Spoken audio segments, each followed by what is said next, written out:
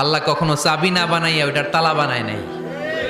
কথা কন, তালাও যেহেতু আছে ওই তালার চাবিও বানিয়েছে কে?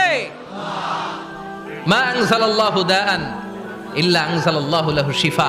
আল্লাহ দুনিয়ায় এমন কোন রোগ পাঠায় নাই যেই রোগের ঔষধ বানায় নাই, এমন কোন রোগ নাজিল করে নাই যেই রোগের কোনো চিকিৎসা বানায় নাই, হয়তো সেটা আবিষ্কার হয় নাই। অনেকে ক্যান্সারের কথা বলতে পারেন যে হুজুর ক্যান্সার এমন রোগ, এই ক্যান্সার তার নাই কোনো অ্যান্সার, কিন্তু বিজ্ঞানীরা বলতেছে এটারও অ্যান্সার আবিষ্কৃত হচ্ছে।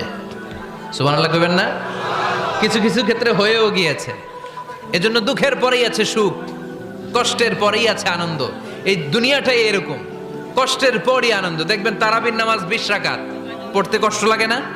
কোমরে ব্যথা, হাঁটুতে ব্যথা, কিন্তু 20টা রাকাত যখন শেষ করে মসজিদ থেকে বের হই একটা আনন্দ আছে না নাই? কষ্ট করে পরীক্ষার জন্য প্রিপারেশন নিলেন আপনি কয়েক মাস, কিন্তু ফলাফল যখন ভালো হয় তখন